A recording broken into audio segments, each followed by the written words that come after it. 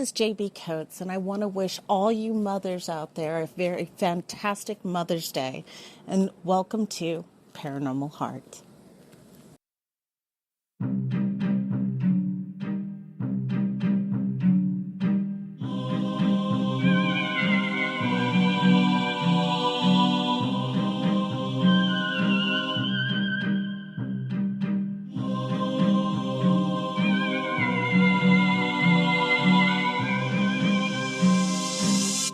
Welcome to Paranormal Heart, a place where people can talk about their paranormal experiences. With your host, Kat Ward.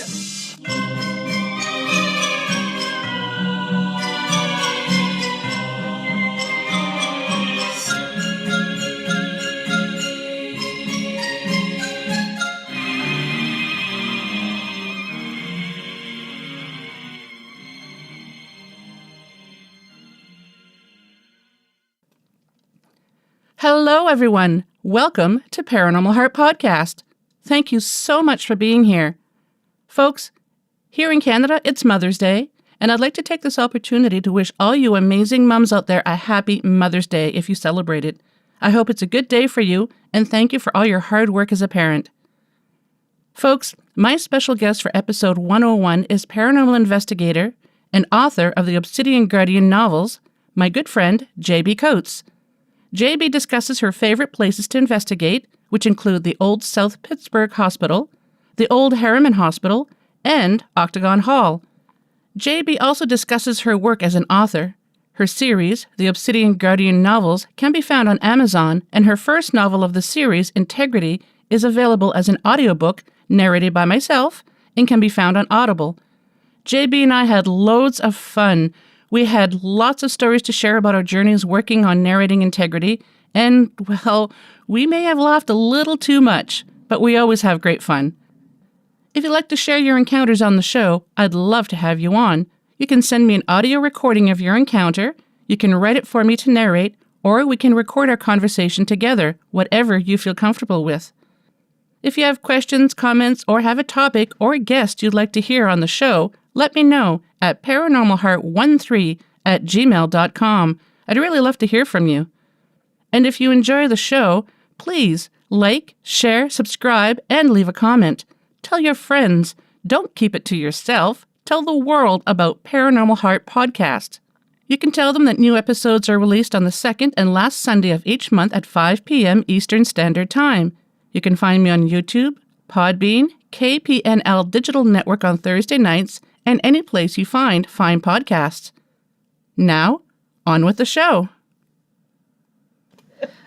Hello, JB. Welcome back to Paranormal Heart Podcast. Oh, thanks for having me again, Kat. I am so glad to be here. I am too. We always have so much fun. We do. If you guys could hear some of the things we talk about. Yep. Like we were gonna film this earlier, but it took us an hour to get through all the other stuff. Yeah, just chit-chatting, and yeah, that's funny.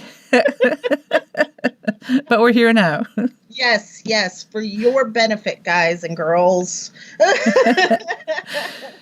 So for those who haven't heard about JB Coates, why don't you tell us a little bit about yourself?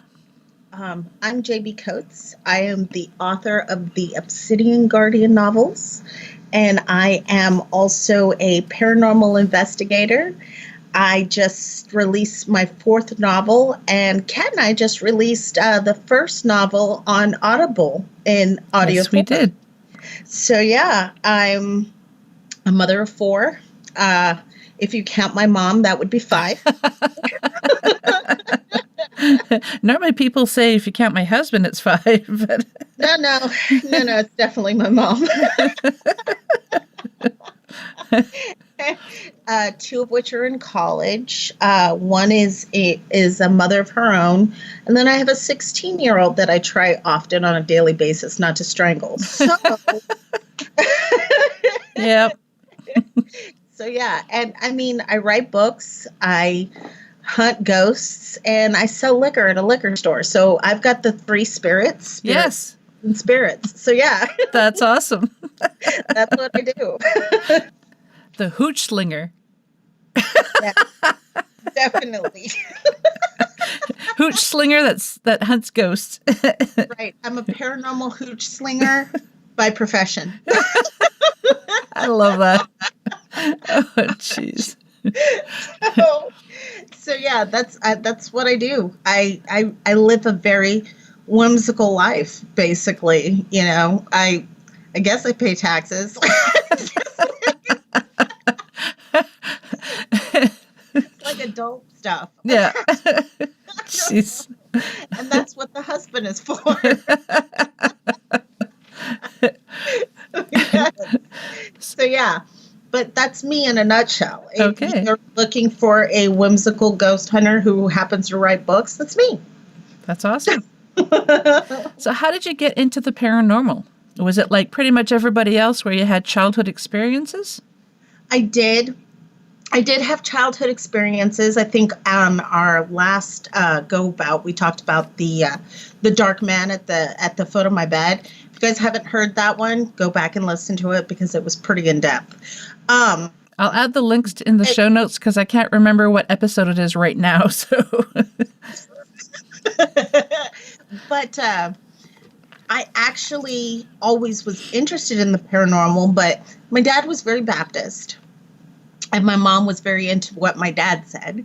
So it wasn't until after I had my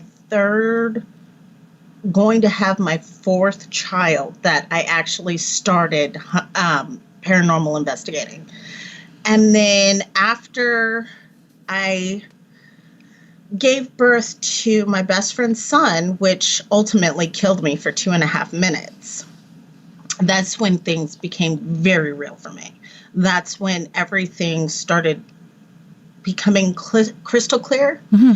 So I've always been really good with people, always been very people oriented. But after I died and I came back, then I realized that I could actually feel what everybody else was feeling, which is very, very daunting if you don't know that's what it is, mm-hmm. right? So you're like, why am I anxious? Why am I upset? Why am I happy? Why, none of these are my feelings, but you don't know that at first. And it takes a lot of practice to be able to separate yourself from those feelings, not so much turn them off because you can't turn them off, but you have to be able to in your mind go, these are not my feelings, and push them to the side. This is what I'm feeling. Find that person with the headache and please offer them some Tylenol. Not my headache. How did you go about to figure out that this wasn't coming from you? So when I woke up in the hospital 2 days after I had Zion, it was just, you're in the hospital, and the hospital is probably the worst place for empath. Yeah. It really is, because there's so much going on. So when I left and I come home, then I felt happy to be home. Kids were happy that I was home. Everybody was excited that I was home, except my husband was kind of not standoffish, but there was a paranoia there for him. He was scared. And I felt his fear. And so then I was like, there was always are you okay? And he's like, yeah, I'm fine. Are you sure you're okay? And then I was like, why do I keep asking him if he's okay? He looks fine. Like outwardly, he looks fine. Mm-hmm. He wasn't. He wasn't okay. So then I had to be able to push it around. And then, I can't go to concerts. I have to prepare myself to go to concerts, to go to large events with a lot of people, because it takes forever for me to be able to get over it afterwards, and so it's got to be exhausting too. It's so tiring. I just spent this past weekend at a con, and mind you, it wasn't a huge con, by any means. But there were still a lot of people there, and their frustration was my frustration, and so I get it, so afterwards you're just like, I need, a Xanax and a cocktail, like great combinations. yeah, Xanax and drunk. So how do you prepare yourself to be in an environment like that where there's so many people? It's a mental game for me. For me, you have to tell yourself, basically, not all these emotions are going to be yours. Mentally, you have to fortify yourself, not against the emotions, because there's no stopping them. There's not an on and off button. Like, there are a lot of psychics who can put up a wall, and, they talk about this wall in their mind, and for an empath, it doesn't work that way. So you have to prepare yourself in a way that that the feelings around you are not going to all be yours. And there's going to be a barrage, and there's going to be a barrage. So you pick up your vape and you walk outside and you decompress. And then you come back, and then you do that 6-7 times a day. Oh, wow. It's like I've got a concert coming up in October.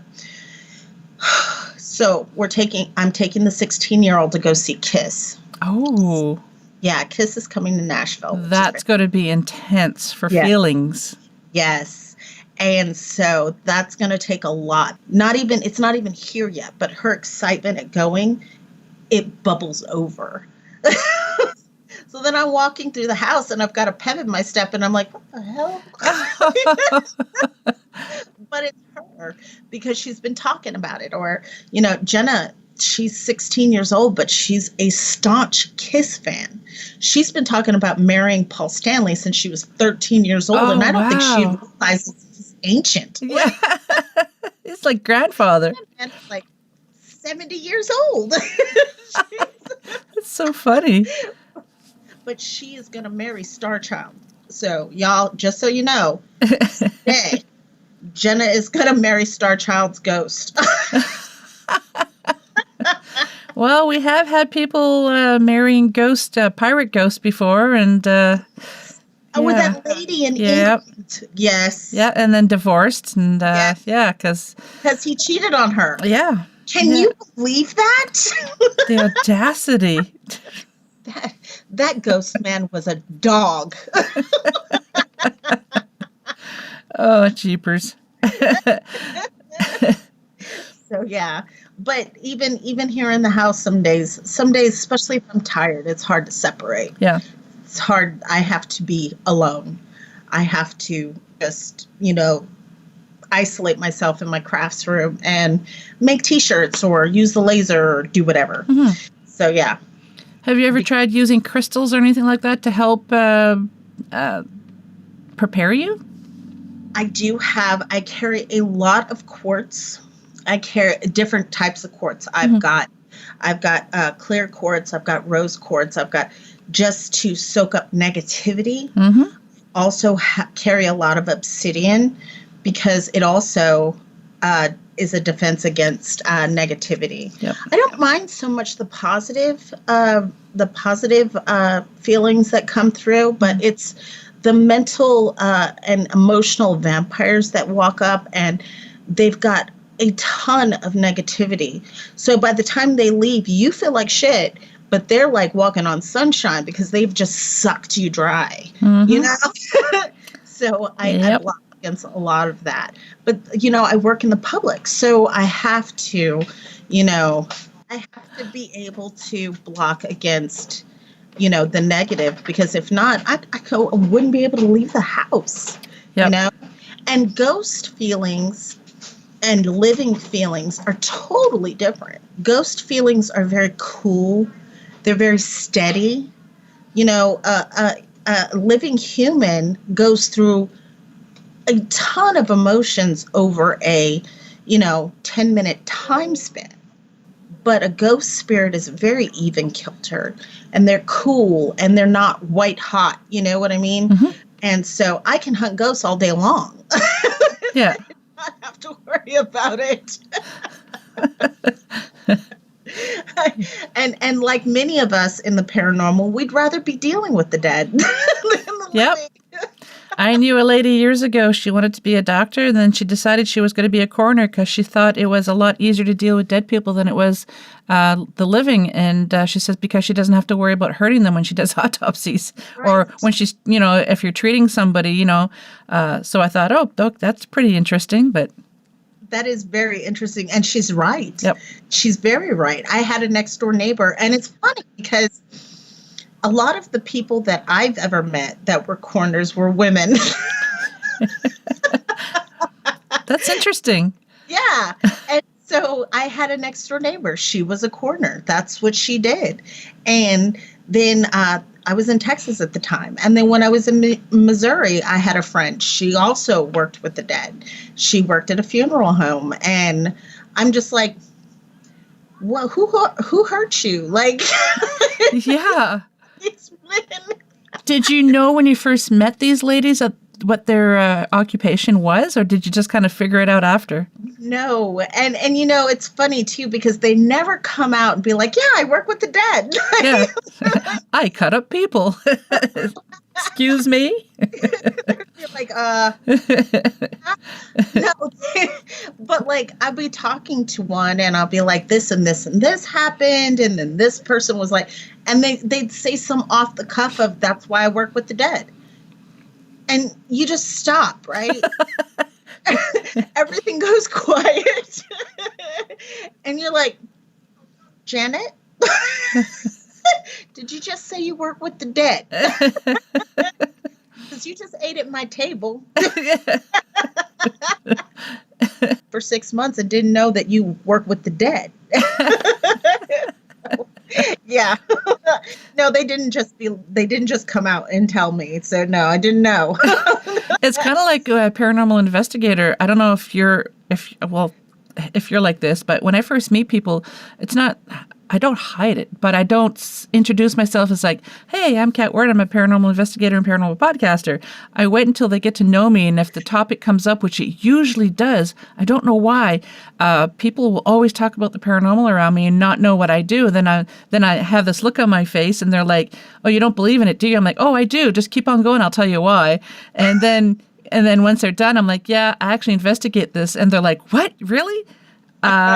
But yeah, so you kind of wait a little bit until you get to meet, Yes. until people get to know you. I'm always very wary of the people who walk up to you and they're like, hi, JB, I'm blah, blah, blah, blah, blah. And I'm a psychic clairaudient, blah, blah, blah. And, I've been seeing ghosts and, oh my God, the demons around me. And I'm like, the D word. and you're just like, wait, do you have any kids? Like, Yeah. right away, I want to know if you're procreating. Yeah. And I'm very wary of those people who are, very open and not to say that they're lying. Mm-hmm. Like, I would never call them liars, but I'm like, why are you so open with it? Like, right off the gate. Yeah. yeah. Like, you don't need to do that. You need to, listen to the people around you read the room, basically. Yes. Read the room, because that chick over there is petrified. And you just said there were demons everywhere. Yep. Yeah. I'm always very wary of them. And, being in Tennessee, I'm also very wary of the history buffs who, at any given location, right? Mm-hmm. That name a location and I go there and the first thing they want to tell me about is all the slaves that were lynched there. Like you guys read the room. Yeah. You guys, and they're smiling about it. And I'm like, are you tempting me? What are we doing? Like, I'm supposed to be like, doggone it, that's fantastic. It's so funny because whenever you say things like that, as a Canadian, I forget. So it shocks me sometimes. Me too. And I'm not Canadian. But, I live in a state where that was very prominent, and I live in basically the deep South, and that was very prominent. And I understand that it's part of the history of a lot of these places. But I don't understand why you can't just make it a cliff note, why you have to, focus on that. Yes. And then during the investigation, that's all you're focused on. You see what I'm saying? So then they're like, everybody's like, is this a past slave that was hung from a tree by Jebediah? And I'm like, no, it's not. Calm down, Shannon. Now, do you think these people are actually in tune with maybe a slave, and that's what they're trying to project? They're trying to talk about what they're picking up on, or is it just because of the location they automatically think that that's what they have to talk about? Honestly, it's both. Okay. Honestly, while the history of a place is very important, the research of this place is very important. It's very important. But if you get the history first, then you have just laid in, once you've fed the history, the people are more apt to go in that direction for the investigation, right? Whether they're feeling it or not, that's where they think the sweet spot for, making a connection is. I'm more apt to want to go into a place cold, see what I get, and then be able to link it later with the history of the place, right? Now, whether or not they are in tuned to that slave that died is inconsequential because they've already been fed that information, right?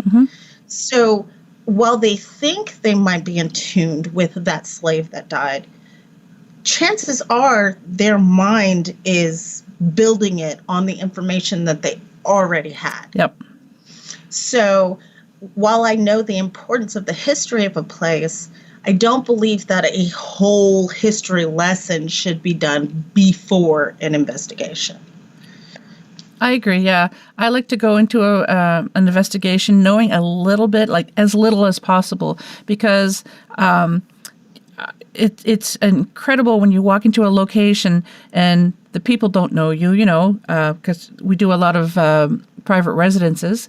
So Right. I'll walk into a room and I'll say, oh, I'm picking up something over here. And then, because I tell people, don't tell me right off the bat what's going on, but I'll walk into a certain location and I'll narrow down to a spot and I'll say something about this area. And they're like, yes, this is where we're getting this. And I'll walk into another spot. Everything's fine here. Go into another place. Nope, there's something here. Yeah, that's another location. It validates what I'm feeling too. Exactly. And you don't want to have kind of like light pollution when you're looking at the stars, and if you're too close into a city, you're not going to be able to see the stars that well. I feel it's the same way when you investigate. You don't want to have too much information because it's just going to pollute what you're feeling. Yes, exactly. You get an inference that wasn't there before because you didn't know before it happened. So it is important, like I said, and like you said, it's important to know as little as possible to validate what you get later.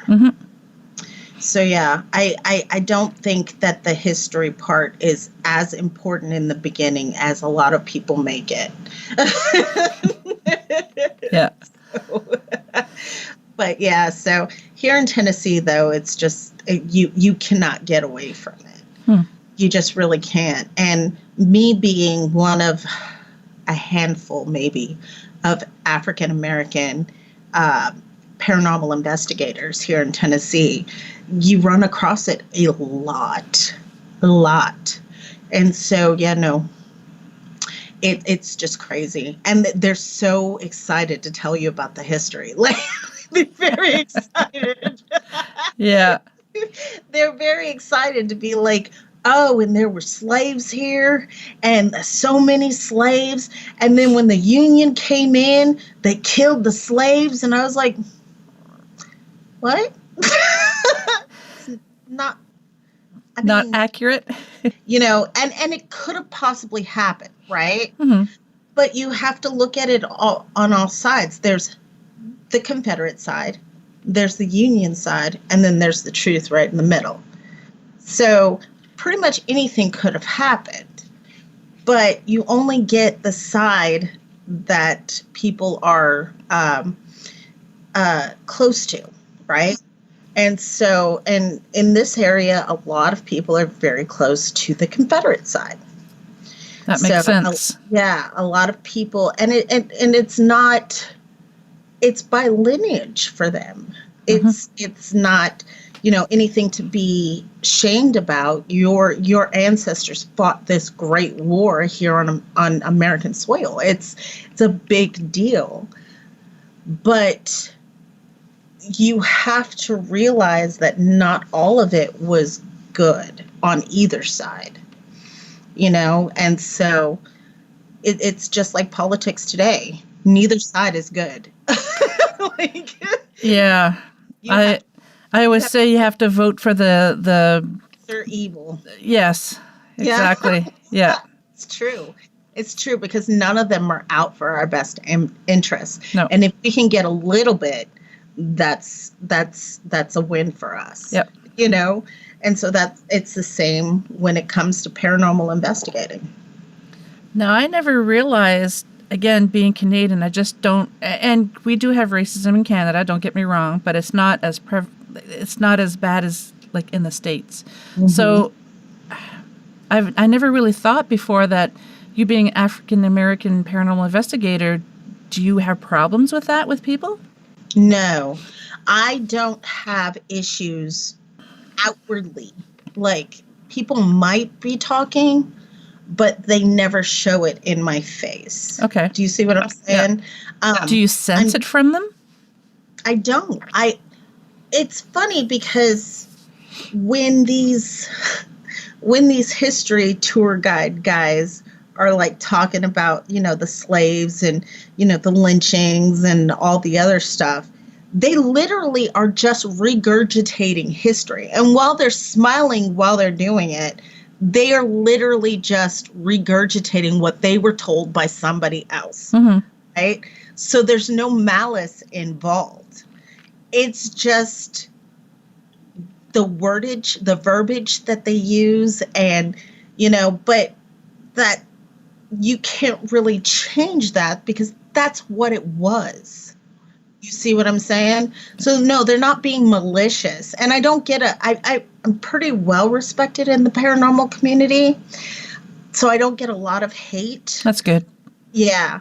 But, it's just a thing. That it is a thing. There are not many African American paranormal investigators. There's just not. And now that you mention that, I realize that, and I never even thought of that before. Yeah. It's just not how I think. Right, exactly. Yeah. Here, it's just, I come a dime a dozen. I did a podcast with somebody else. I forget what. It was a Juneteenth podcast where she brought together 3 African American paranormal investigators. And it took me a while to agree to go on this podcast.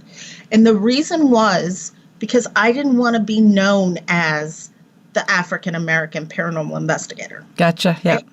So I wanted to be known as, JB Coates. Mm-hmm. It's always just going to be, that's me, JB Coates. So it took me a while to come to terms with it. Plus, Juneteenth is a wholly Texas thing. So I don't know why they made it a national holiday for the whole country, but it is a wholly Texas thing. I don't even know what that is. Okay. So you remember when Lincoln did the Emancipation Proclamation where he freed all the slaves? Okay, yeah. Okay. Well, I wasn't there. I don't remember, but I know I'm old, but come on. Yeah, he did that yesterday. Yeah. When news didn't travel very fast back then. And so it wasn't until June 19th that the slaves and the African Americans found out about it in Texas. So they threw a huge party celebrating their newfound freedom.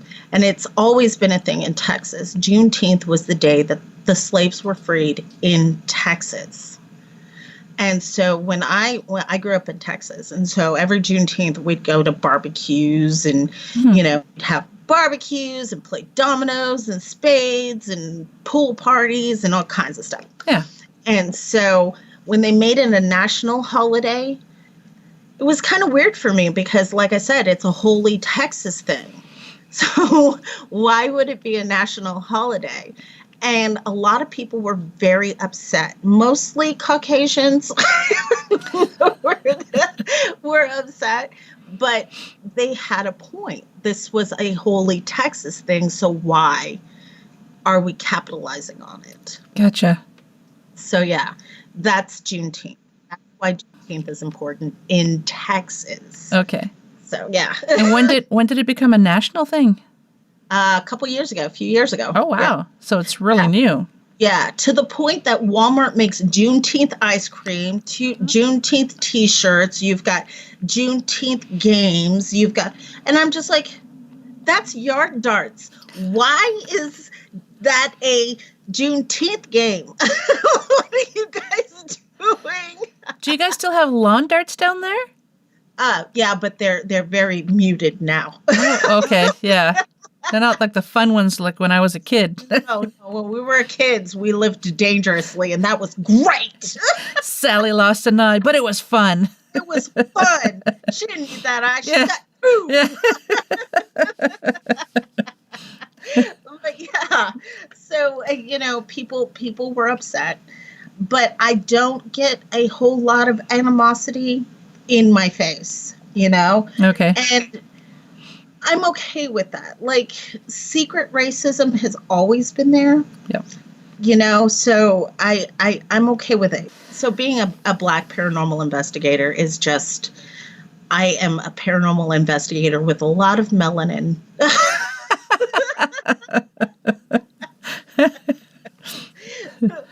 I also don't want to be a paranormal investigator forever. Yeah. Like, I want my books to take off, and I want, I want to be able to, I'm getting ready to start an Etsy store. Like, Nice. Yeah. Nice. Yes. And it's gonna be available in Canada. So you're gonna be cool. Yes.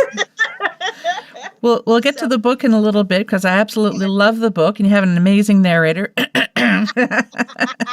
But where do you have a favorite place to investigate? I have a few favorite places to investigate. Why don't you tell us about them? Let's see. My first and foremost will always be Old South Pittsburgh Hospital. Old South Pittsburgh Hospital was actually the first location in Tennessee that I ever investigated. I did a long weekend, and it was at a time where we could still sleep in the hospital. You can't do that anymore. Oh, wow. Fire codes and fire laws have changed over the years, and so you can no longer spend the night in the hospital. You can still rent the hospital for the weekend, but it has to be two separate investigations. Gotcha. So Ronnie D has done fantastic on this hospital. He prides himself and his volunteers on making the hospital a safe space. So, a lot of these locations that a paranormal investigator goes to, you got to watch out for rusty nails and, rotten floors. Yeah. You can't go up to that floor because, there's just something up there and black mold, all that. Yep. And Ronnie D went in with his volunteers and he cleaned out the whole hospital. Oh, wow. In the end, they had 185 tons of trash. Holy cow. Out of the hospital. And so the hospital is now immaculate. And he closed off portions of the hospital so that because what they did was they cleaned it in stages. So the main areas they cleaned up, and then other portions they closed off until they could get to those areas. And as those areas got cleaned out, they also were open for investigation. Yep. And this hospital is so active. I've come across, let's say, a 5-year-old boy, and these things also, just to let you know, this is the history portion that we were talking about, because what happens is we do investigations, and then the volunteers, the historians, they go and they take the names and stuff that we got during the investigation, and they research it. So there was a boy named Adam, and Adam died at 5 years old, and he's still at the hospital. And he likes to play with balls. So if you put the ball in the floor and it'll roll around, and you do the Estes experiment, and he talks, and he's very, very jovial. We actually have a picture of his gravestone because he was a real person. Yeah. He was a real little boy.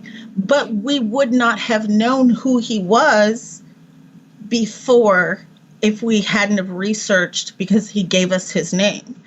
And so that was validating. You know, we've got Nellie. Nellie was, I think she was 68 years old when she died, but she had dementia so bad that she actually had the constitution of a 4-year-old by the time she passed. And that her family actually just left her at the hospital one day. Aww. Because her dementia was so bad, and they just never picked her up. So she stayed in the hospital until the day she died. And yeah, that was Nellie. You know, there's so many great stories, you know, so many great interactions that we've had at the hospital. And I'm telling you, any given day, it could be something different. It's never the same. And so, yeah, I love Old South Pittsburgh Hospital. It's a very, very magically active place. Just wonderfully old and great. Now, just because it's old doesn't mean that it's haunted. Yep. It's haunted. If it's a hospital, it's haunted. So, my second favorite place would have to be Octagon Hall. Octagon Hall is run by the Night Stalkers. It was originally owned by Billy Bird, and Billy just recently passed back in November. And yeah, but Octagon Hall is built in a literal octagon. It's in Franklin, Tennessee. Yeah, I'm just looking it up now. Wow, Yeah. Beautiful building. It's a gorgeous building. It still has a slave. Let's see, it has a slave cemetery. It has the family cemetery. It has a summer kitchen and a winter kitchen. It has, it used to have a slave cabin, but there was a storm that blew through and knocked it down. It's got 2 barns and a stable house. And it's so active. At one point, the hospital was actually a full-fledged hospital during the Civil War with standing room only at that point, with so many just injured. Here recently, though, I saw a picture there back in the days when the Civil War was going on. There was a train, not even a half a mile from the house. There were train tracks. There was a train that the Confederates were coming through, and the Union Army set the train on fire. Well, here recently, one of our investigators were out there, and they saw a light in the distance. Now, trains are loud, right? Even from a half a mile, you will hear a train. Well, they saw a light in the distance, so they started taking pictures, trying to figure out what it was. One of the pictures actually got a ghostly image of a train engine, and then 6 cars behind it on fire. Wow. Yes. Do you have that picture? I do not have that picture, but I think I can get it. Yeah, if you can, and I will add it to the YouTube video if that's okay. No, that's fine. That's amazing. It is amazing. And I was just like, I was in shock because I was like, that is a train on fire. What kind of camera did they use? Was it a digital one or a film one? It was a freaking cell phone. Oh, a cell phone. No way. Wow. Yes. And so they were just snapping pictures. And it's funny because out of the 3 of them that were taking the pictures, only one of them, 2 of them caught the engine with the light, but only one of them caught the cars on fire. And they were all snapping at the same time. Each other. Wow, that's amazing. Makes you wonder why that happens when you have more than one individual taking photos of the same location at the same time, and one person has something and somebody else doesn't. Yeah, we could we could be using the exact same camera, right? And we could have a countdown at the exact same time, snapping at the exact, intervals, and all of us catch a different picture, or all of us catch the same one, or most of us get the same picture and one person gets a ghostly image. It's just the roll of the dice. It's just the way that it is. Folks, she's just showing her one of her cats just jumped up behind her. Wants to see what's going on. Aries wants to see what I'm doing. Well, it's like when we investigate, one night somebody might have really good luck with using the spirit box, or somebody might not. Like, say, if I'm using it and I'm not getting any hits, I'll say, okay, somebody else want to try it? And they get all kinds of hits. It's just funny how that works. Or a room. Yeah. All night long, a room might not be active at all. And then one person walks in and then suddenly it's off the chain. Yeah. So yeah. It's just crazy the way that it works. But again, the paranormal is not a dog and pony show. So you never know what's going to happen. Yep. So yeah, Octagon Hall is amazing place. It was built by, I think his name was Caldwell.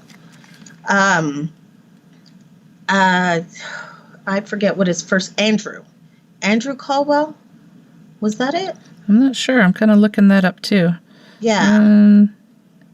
Andrew Jackson Caldwell. Yes. Yeah. So he actually had a wife, built the house for his wife and their 2 kids. Shortly after they moved in, his wife died. And then shortly after that, his 8-year-old daughter, Mary, burned on fire in the kitchen, and she burned to death. Well, she died 3 days later from her burns. From her burns, yeah. Oh, wow. Yeah. And so later, he married another woman, and they had children, and then the Civil War happened. And the Union soldiers took over the house for a short time, and she got her hand cut off. So in a family by portrait, one of the soldiers? One of the soldiers cut off her hand. Oh, man. So in one of the portraits of Andrew, and I forget what her name is, you actually see the hand, and it looks like this, and it's a wooden prosthetic, and it's just in her lap. It's just a wooden hand in her lap.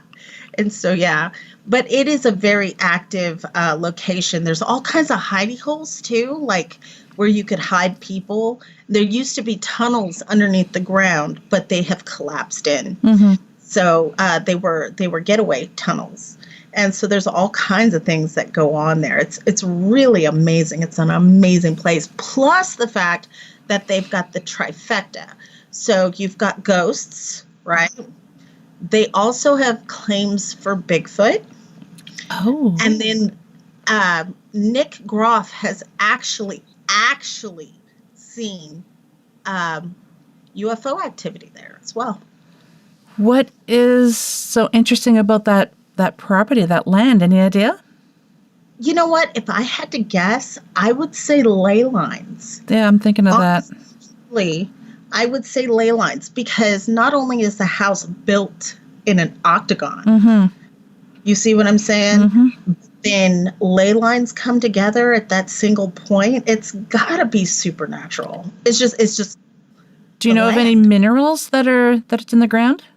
I think it's limestone. Oh, yeah. I think it's a limestone bedrock. So yeah. Yeah. Wow. So, and I was telling you earlier, Bear, who runs the Night Stalkers, he's actually part of MUFON, and they have activity there all the time. So yeah, but I don't do the outside. So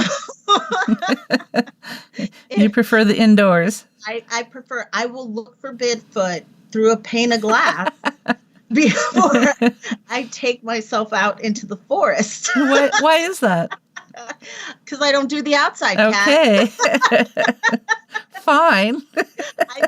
I like plumbing, heating. Call me bougie. Modern utilities are good for me. Yeah. And I don't like being cold. So no, do not take me out into the woods. Don't teach me that I have to potty outside. I don't want to potty outside. Such a diva. I am. So yeah, no, I do the inside. I don't do the outside. So aliens and cryptids are out for me, like on a whole. Unless they're in a house. Unless they're in the house. And in that case, I might go on the outside because nobody wants to see that shit. So I don't need to see that. Bigfoot, I hear, no, I've never met the man, but I hear Bigfoot smells real bad. Yep. I hear he's very tall. I hear he's got anger problems and probably should try therapy. But I don't need that on my conscience. I don't need that. Like I saw Bigfoot and I think he cussed me out and threw a rock and hit me in the head. So no. No, it's the rock throwing. It's like, stop. Didn't your mama teach you not to throw things? Right. That's right. And you stink. Yeah. Yeah. You need a bath. Yeah. So yeah, I don't do that. So Octagon Hall is a love for me. It's just a very magical place. It's like you're transported instantly into that time frame. And while, yes, there were slaves and they like to talk about them, they also talk about the fact that they were very protective of their slaves. Like while their slaves were, property, they were still very protective of, their property. Yeah. When the Union Army came in, they, I believe that Elizabeth Caldwell lost her hand while trying to protect one of her slaves from being raped. Oh, wow. So you get a feeling that there was not so much there that I want to say respect, but it's hard to like Beatrix is my dog, right? So my slave is like my dog. You see what I'm saying?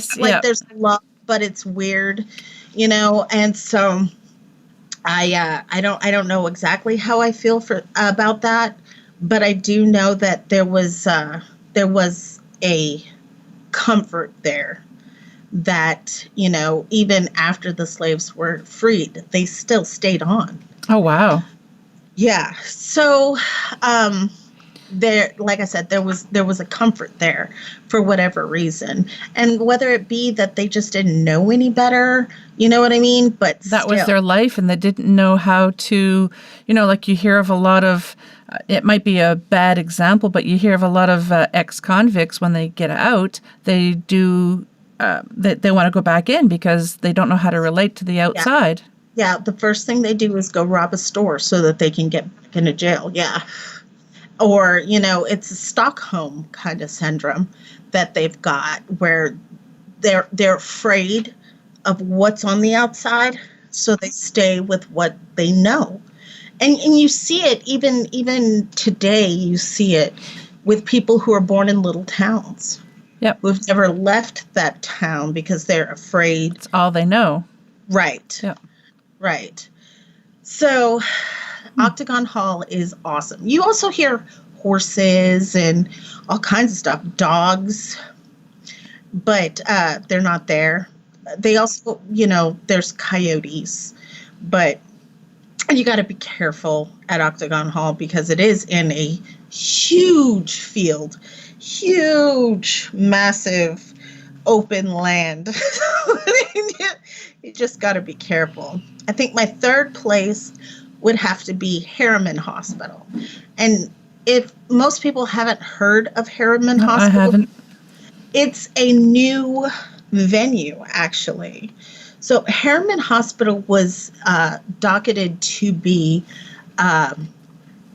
destroyed a couple years ago, and they were going to knock it down. It was docketed to be imploded, and it covers a one square block of area. It's a huge hospital. So Ronnie D went in and bought it from,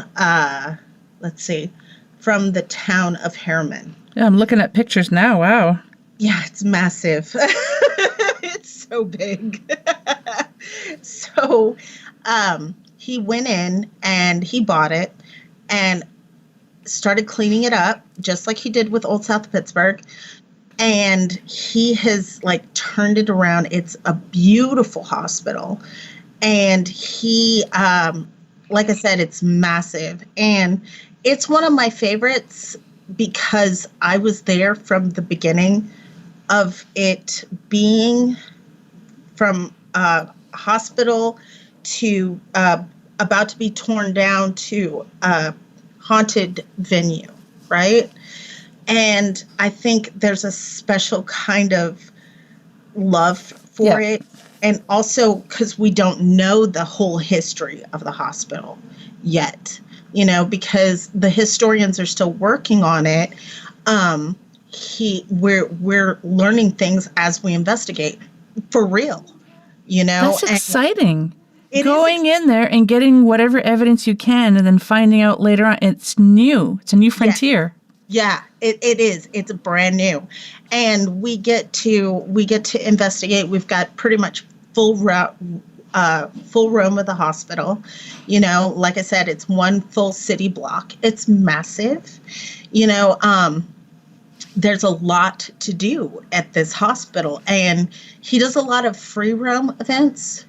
So if you go to the event, you can go anywhere. So, the structured events are, you stay with your group, you go from location to location to location, and that's how you investigate the hospital. Here, you get there, you get the talking to, and then go wherever you want. That's interesting. Then I will go through the hospital walking through, I'll see a group over in a corner or whatever.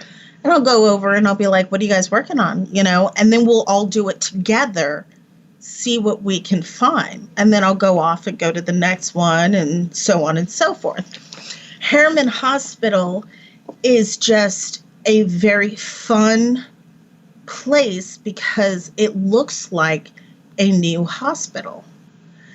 It doesn't have the ground. It looks like they closed the doors yesterday, and then Ronnie came in and opened them. You see what I'm saying? Yep. And so, other than some, I think there's a leak, like a roof leak down an elevator shaft. Other than that, the hospital is pristine. It's gorgeous, and so we've had a lot of events there, but it's just a really also see the pushback from the community. Like in Old South Pittsburgh welcomed Ronnie to save this hospital, right? In the interim, Ronnie got historic status for that hospital. Oh, right? That's amazing. In Harriman, you get the sidewalk preachers Yeah. who want to preach to you about how you're doing the devil's work when you investigate. It's just a totally different community standard, right? But about a week ago, I believe, Ronnie got historic stature for Harriman Hospital. So now Harriman is protected historically. So there's no tearing it down. There's no taking it away. None of that. So, yeah. I wonder if the community's going to have a different view of him now because of that. We're working on it. There's a lot of money that comes in. See, money talks, right? Yeah. Mm-hmm. So when you have these big events at these locations, people are going to need things. People are going to need food. People are going to need shelter. So when you bring money into these small towns, it bolsters, then people start looking at you different. Harriman has been open, I believe, for a year and a half. Not long at all. And in that year and a half, there's a lot of pushback, but eventually people will come around and it'll work out. We're just waiting. We're doing our thing and we're just waiting. We had a ball last year. It was a night to dismember. It was a prom. I love that name. It was a gore prom. Everybody was bloody. Everybody was wearing ball gowns and everything. It was great. It was fun. But yet again, the sidewalk preacher was on the sidewalk, Yep.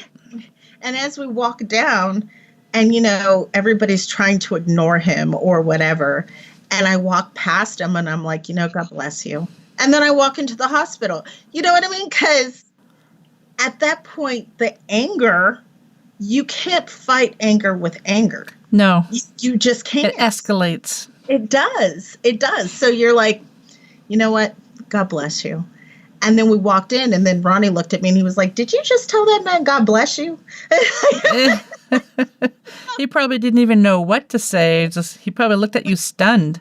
He also knows that I am not Christian by any means. That's right. Yeah. Totally forgot. So he was like, did you just... And I was like, but that's what he was looking for. That's what that man was looking for. Mm-hmm. He was looking for some kind of validation that what he was saying was getting through to someone.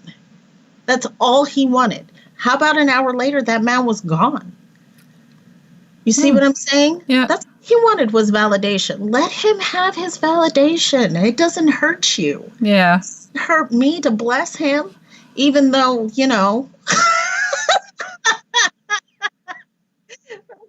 I'm just going to do me. You do you.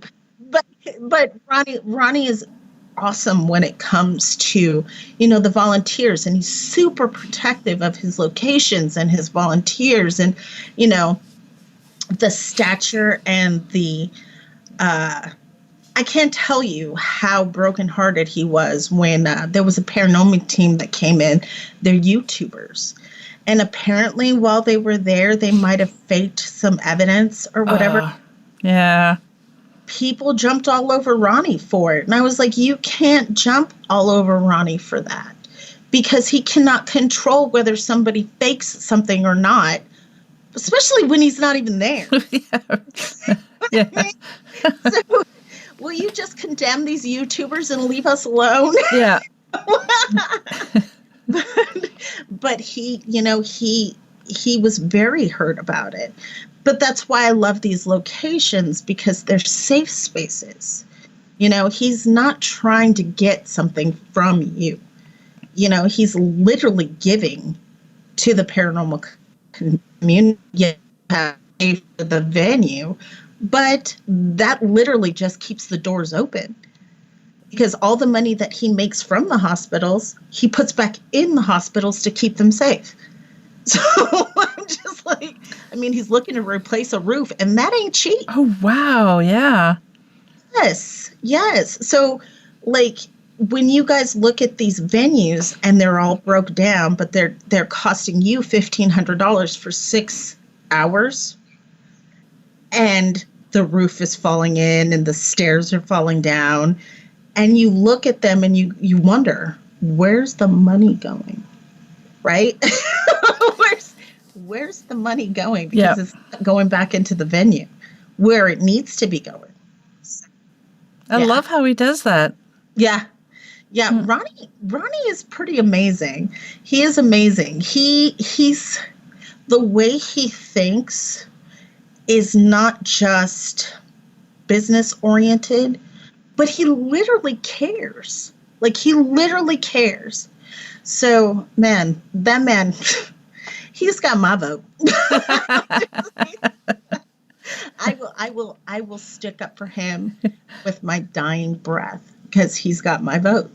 He has done so much just for me. Mm-hmm. He didn't even know me from Adam, but he recognized my knowledge. He recognized my charisma. He recognized that, I wasn't just some Joe Schmo off the streets who was like, I see ghosts, they're everywhere.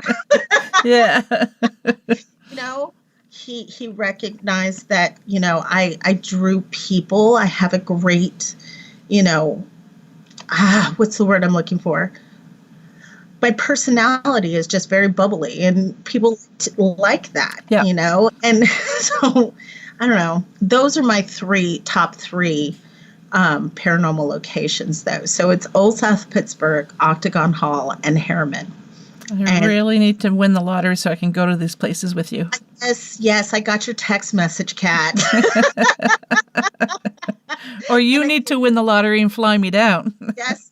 Well, I need you to start book 2 so that we can just make the money ourselves. Yes, that's true.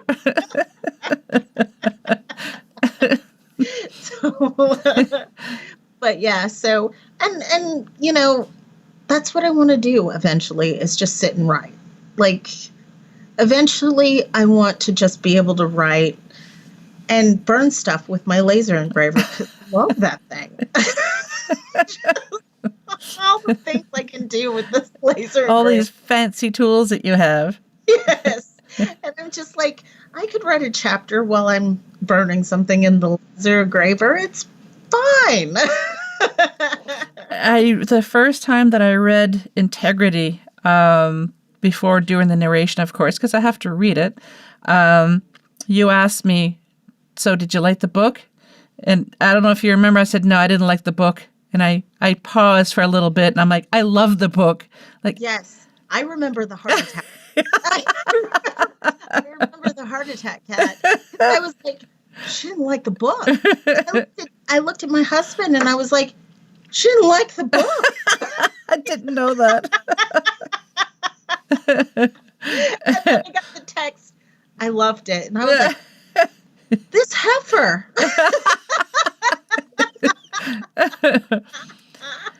Yeah, and I've had, during that 8-month journey, well, it was a little bit more than 8 months. It took 8 months to actually record it.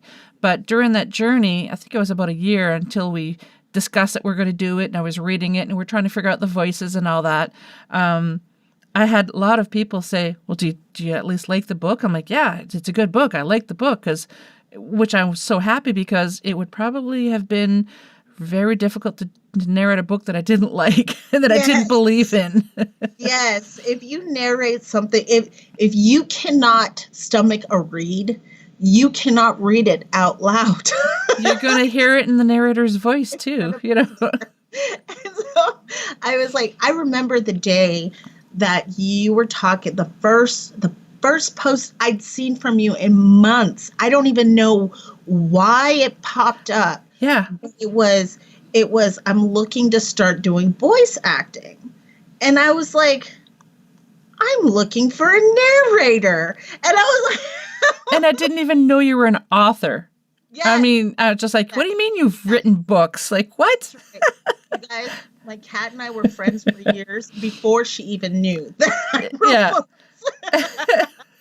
I just knew you as a paranormal investigator. I was just like, but as bad as my memory is, maybe I did know and I just forgot. I don't know, but I'm going to go with I didn't know. We're going to keep that one. We're not going to talk about early.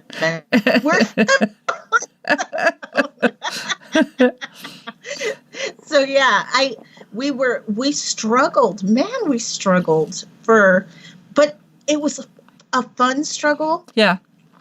Like, I can't tell you guys how many times on Skype we did voices. Yeah. Like, we did voices, and you can hear her favorite voices in the narration. Her favorite is Olivia. It's always Olivia. Yeah. And you can tell that she loves Olivia's character because it comes through when she narrates Olivia's voice.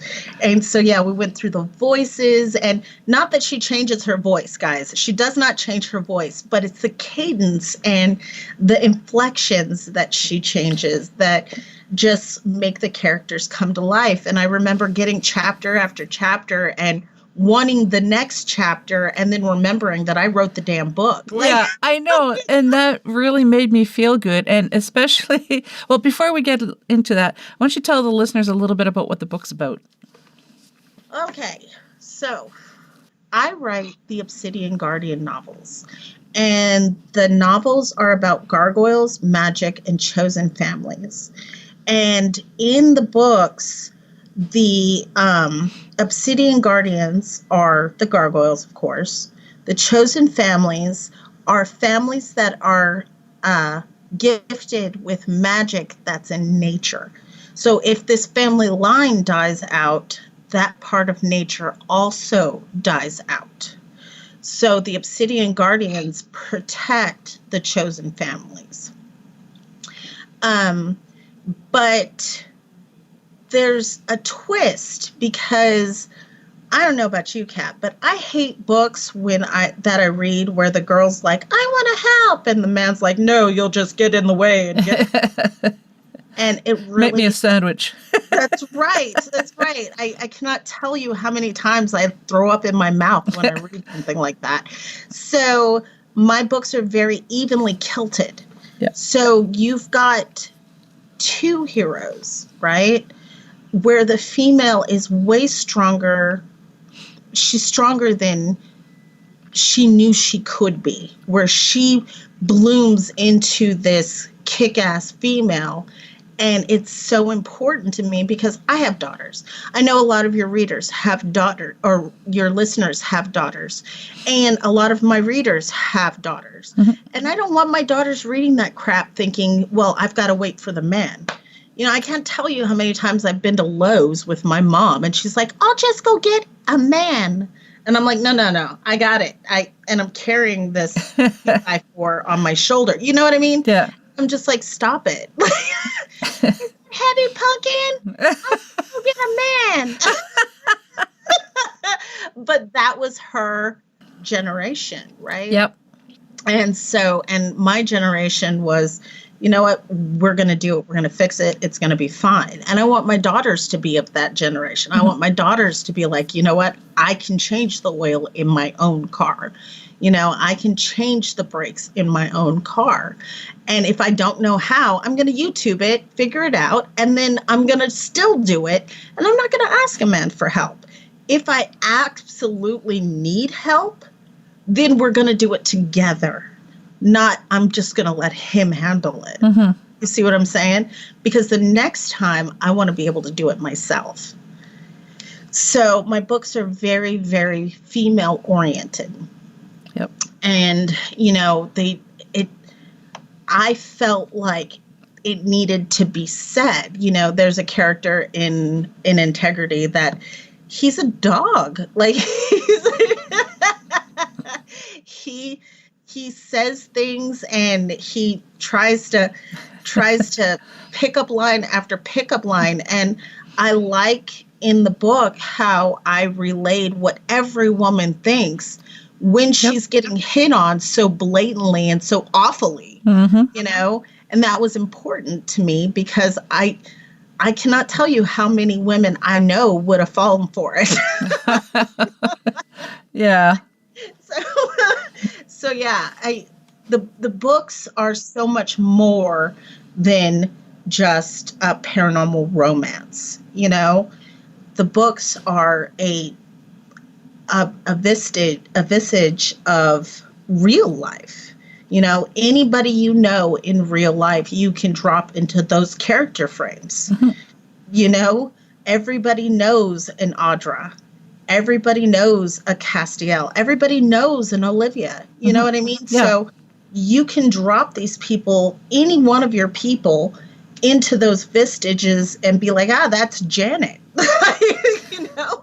Well, like one of the characters, the bar owner, I told you, she reminded me of someone that I went to college with, you know? Exactly. Yeah. Exactly. Yes. And that was important to me too, because how can you relate to a character that you don't know? Yep. Right? So, yeah, all of my books do that. So, yeah. I wrote Integrity, and then I wrote Trepidation, and then I wrote Perseverance, and I just released Fortitude. So at some point I'm going to start working on Valiance is the next one. So, and then the last one is going to be called Dauntless. Interesting. Mm-hmm, mm-hmm. Now, I have to say, when I first started, when I agreed to be your narrator and I read the book, I didn't know about the sex scenes. I'm no prude. I am no prude. I did not tell her either, guys. No, she did not. I was not prepared. I'd be reading it and my eyes actually got big and I'm just like, are you kidding me? I had to tell my parents and my in-laws, do not get this audiobook because there are sex scenes in it and I don't feel comfortable you guys reading or listening to that. And my mother-in-law's like, good, because I don't feel comfortable hearing you talk like that. I'm like, okay, good. I'll just tell you, it's a good book. That's that. And she goes, I will believe you. Thank you. You guys, so she actually has read the first couple chapters of Trepidation. And so the first chapter, she calls me and she says, the first chapter? JB, the first chapter? You hate me.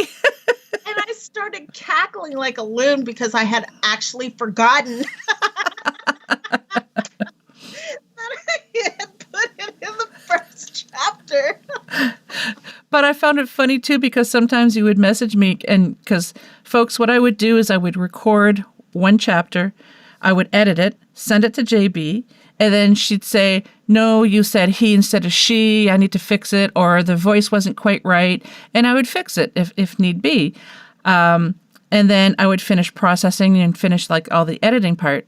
And I remember you had said a couple of times, you know, it's like, I forgot that I wrote that sex scene and I'm blushing. And I'm like, sister, you need to go to church. It's true. Like, I'd hear it and I'd be like, oh, jeez. Oh. and then I'd be like, wait a minute, I wrote that. Yeah. I know my daughter, my oldest, she actually started reading them. Oh, nice. Yeah, and she warned all of her other siblings against reading them. She said it's like a glimpse into mom's head that you never wanted.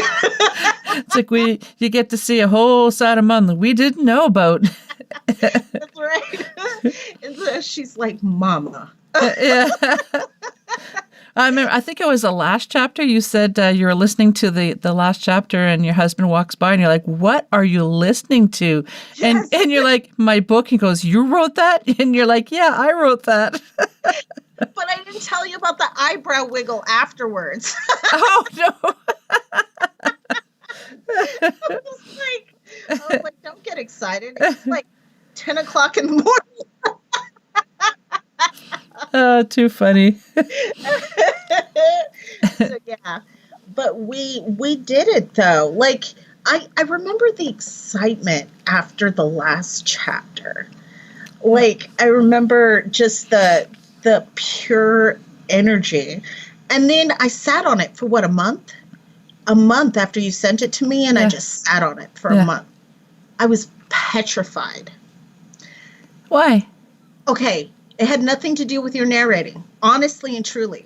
When I first released Integrity, I had finished Integrity 6 months before I released it. Oh, wow. Because I was petrified that somebody wouldn't like it. I was so scared that the book would be awful, that nobody would buy it. Like, it was just like it's like a piece of your soul you're sending out into the world. You see what I'm saying? Mm-hmm. And I went through the same thing after you finished narrating it, because I was afraid, again, that people wouldn't like it. Like, your end was perfect, but what if the words weren't perfect? You see what I'm saying? Yep. What if the story really wasn't that good? And I was so scared. So every time you asked me if I'd looked into something, or, you know, have you checked out this, or what about this? And I'd be like, no, I've been busy. Like, she's avoiding me. And I was literally scared to release it. And then one day I was like, you know what? I'm going to do it. I'm going to release it. And then I put it on the website and I uploaded everything. And then we had to wait. So then I had, what was it, 5 days? It was 5 days where I was like, oh, like, what have I done? But you go through that when you release a book too. Mm-hmm. So it's like, when I released Fortitude, it actually took a lot longer for Fortitude to get to go live, because it's been right after the pandemic. Everybody wrote books during the pandemic, so there was a backlog. And because it took longer, I was actually like, oh my, are they going to reject it? Why would they reject it? Will they tell me why they're rejecting it? Yep. You know what I mean? Yep. So it was just like, it's so nerve-wracking when you put yourself out there and you wait for somebody else to be like, okay. Like, you're just like, all right. So then we waited and we waited. It was it was 8 days, because I uploaded it on a Friday, then through the weekend, and then Monday was a holiday, remember? And they That's right, yeah, because we're like, when's it gonna go live? And it was just like, and then we don't know. You guys, we're the worst techies because we have no idea how to use it. Like, thank God we have Brian Anderson. Yes, thank you, Brian. Thank you. Because now it's uploaded, and we're just like, so now what? Just like, yeah. What does this mean? And it took me the longest time after I sent you all the chapters and it was live because I was embarrassed too, going, oh my God, I narrated a book. I don't like my voice. I really hate my voice. I don't think I did a good job. It is my first book. I got to stop being so hard on myself. And then just out of the blue, I just made a little promo video and I sent it to you. And I'm like, what do you think? And it took me a while to actually do that, to tell everybody like, hey, the book is live now. Go buy it. Yes. And it was the best promo video. Like, I'm like, holy shit, this is great. So we started posting it everywhere. And, you know, the first person to buy it was actually the girl that I gave birth to her son for. Oh, nice. Right? Yep. And she was, it's funny too, because she was like, how long is it? And I was like, well, it's 9 hours, 22 minutes and 2 seconds.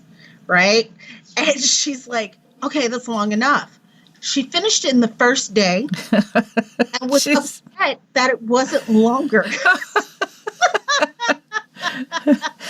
And she was like, when's the next one coming out? I was like, we still have to edit it.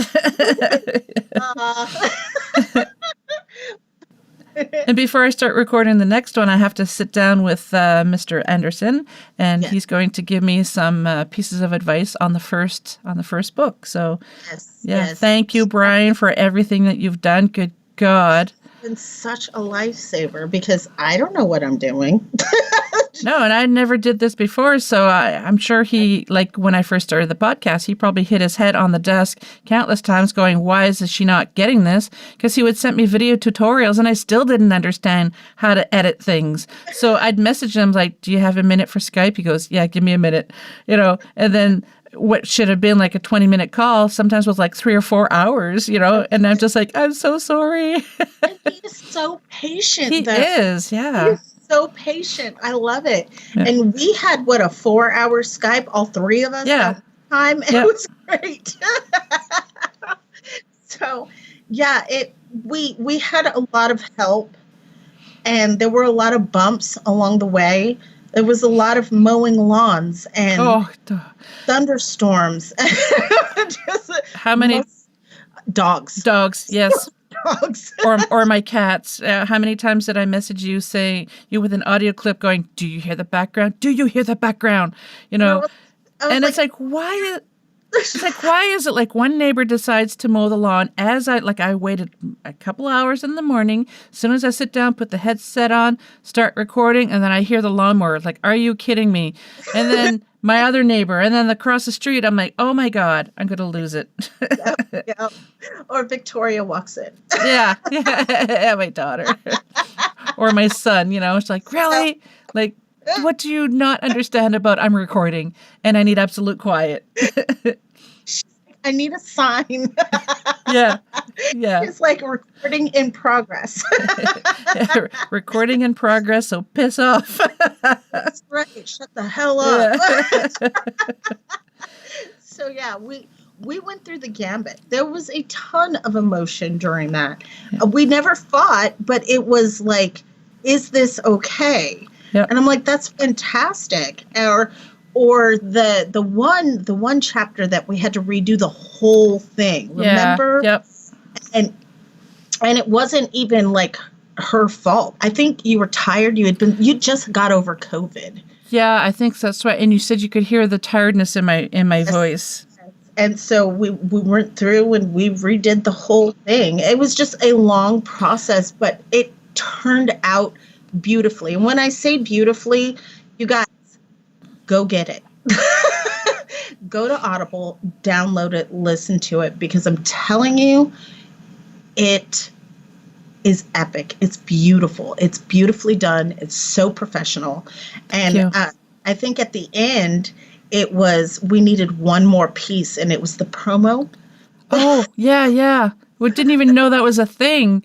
And then when you uploaded it, Audible said that you needed this part. And I'm like, what? So I messaged Brian. I'm like, what the heck is this? Oh, yeah. I forgot to tell you. I'm like, oh, thanks. It's like the trailer or whatever that they wanted. Like a synopsis of the book or something like that. Yeah. Book.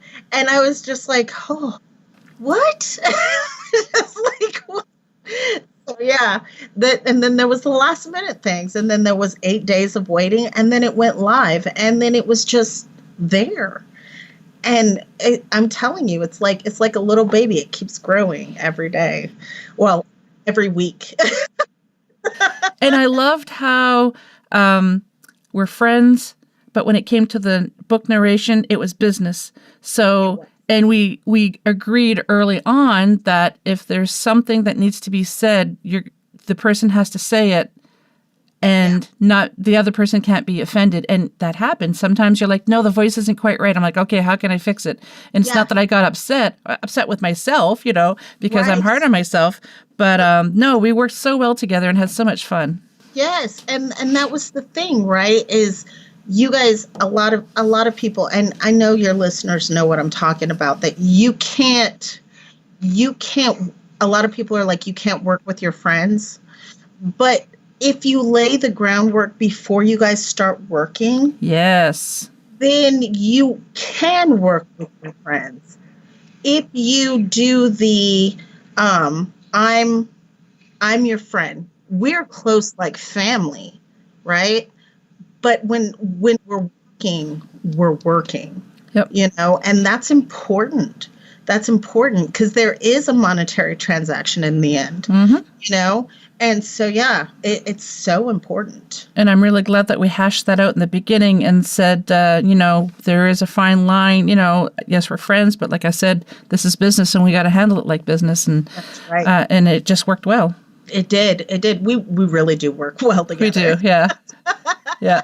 And I really liked, too, how we would have these Skype episodes and I'd say, okay, I'm not quite sure how to do the voice for this character, but this is how I'm envisioning this particular character. And you're like, yes, that's exactly how it is. So that's kudos to a good author for writing it that way, because I saw how you were trying to portray that particular character or scene.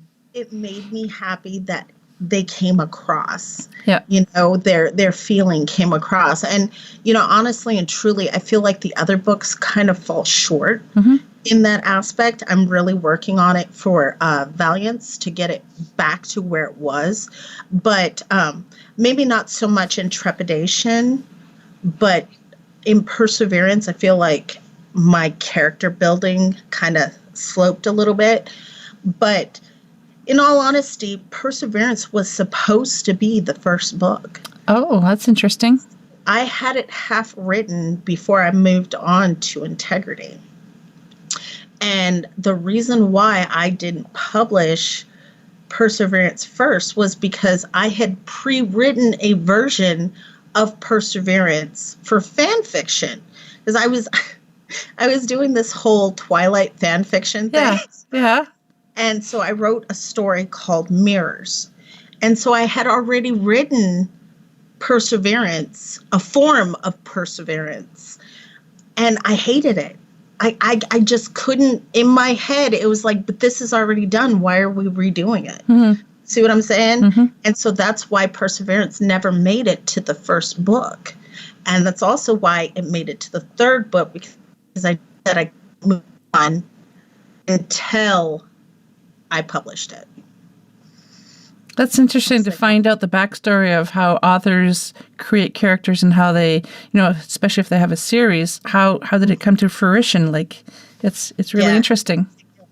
So it's funny, too, because in Perseverance, you haven't read Perseverance. No, not yet.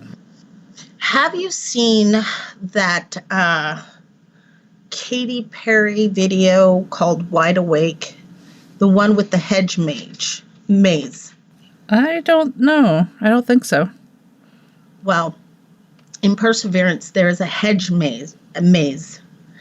And I remember it was already in the book. And then my friend called me and she was like, girl, have you seen this video? Because she had been beta reading for me. Okay. And I was like, what video? And she's like, this Katy Perry video called... Is it Wide Awake?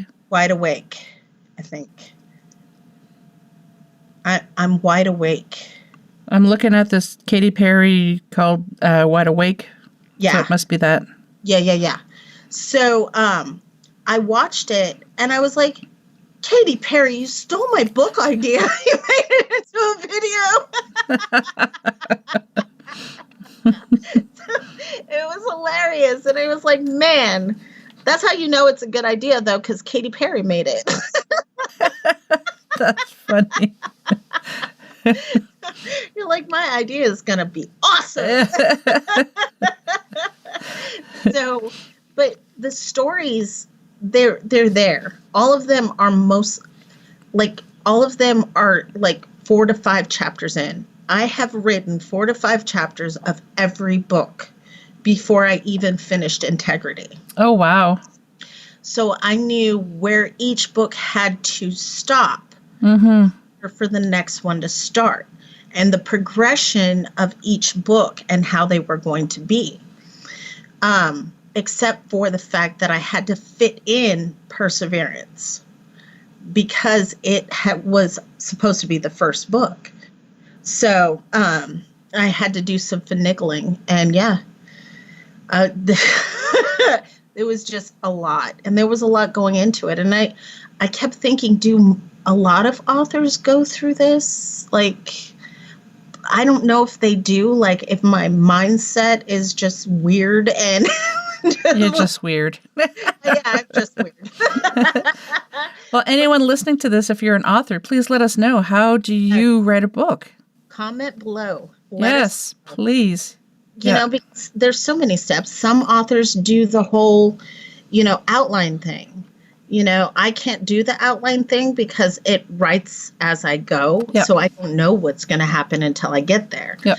I know how the book is going to start and I know how the book is going to end, but I don't know any of the in between. Mm-hmm. But some people jump chapters. Like I have a friend who's writing a book and she started with chapter 1. She went to chapter 10. She's over in chapter 5. She jumps chapters and she'll put them all together. And I'm like, I can't do that either because I literally will lose my shit. I'm like, I don't know where I'm at.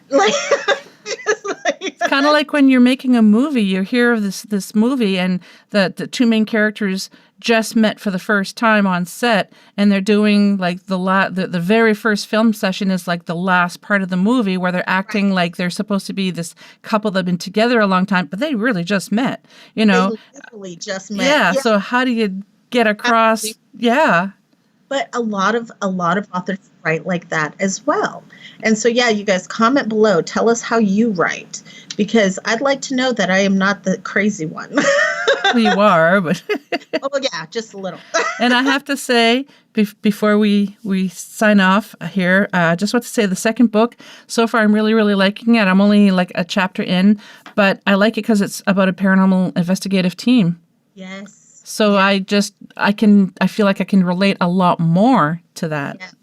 I want to do this again in the future after we finish Trepidation. Yeah. Only because my insight on how a ghost is very different in this book than what we actually believe, and I'd like to know, what your thoughts were on that. Yep. Portion. So you got to start reading because I need you to get started. I did start reading. I've just been busy lately, but I plan on picking it up again very soon because I can't wait to find out the story. I mean, yeah, you intrigued me already from the beginning. So yeah, folks, you need to go out and pick up the book, the actual physical book, and the audio book, Integrity, an Obsidian Guardian novel by J.B. Coates. Yes. It really is a good story. And I'm not saying that because I narrated the book. I really, truly believed in the book. I loved it. And so thank you for believing in me. Oh, I definitely believe in you. You got it done. And all the hoops that you jumped through to get there, you're my man.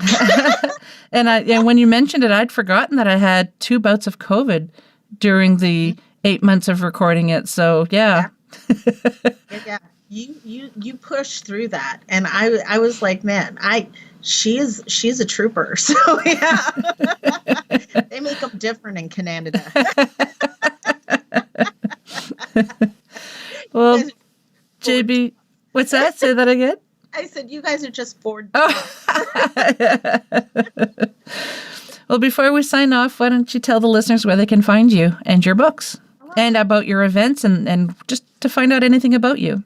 Pretty much anything, huh? Well, I have a TikTok. It's JB Coates 1 on TikTok. I am the Obsidian Writer on Instagram. You can find me on Facebook, JB Coates. It's www.facebook.com/Obsidian Writer. And you can find me. I am on Twitter, you guys, but I really don't tweet a whole lot. I haven't, I'm old and I haven't picked up the whole Twitter thing, especially because Twitter is really a cesspool, you guys. I don't know how you guys do it. But I am on Twitter, Obsidian_writer. So you guys can go ahead and follow me. You guys can message me. My books are available on Amazon. They're available on in the book catalog of Books A Million and Barnes & Noble. And and the audiobook is available on Audible. Awesome. Yay! And you listeners know that I'll be having the links in the show notes, so it's easier for you to find. Yes. Thank you.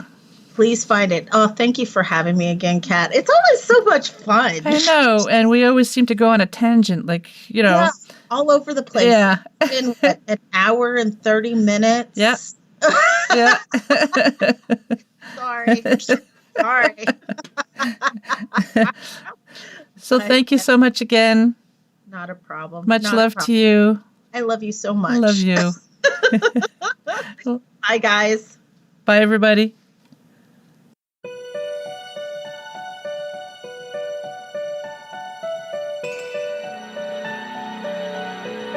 Well, we've made it to the end of another episode. Thanks so much for listening. Until next time, take care of each other. And if you'd like to be on the show or have questions and comments, just drop me an email, paranormalheart13@gmail.com. I'd love to hear from you.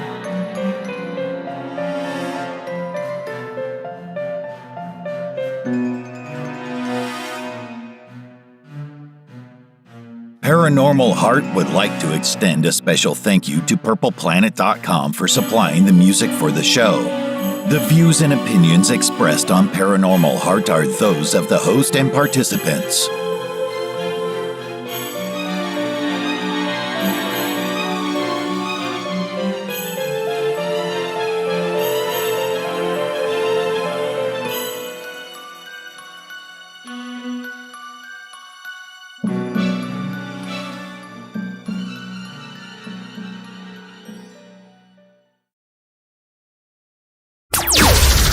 Paranormal Heart Podcast.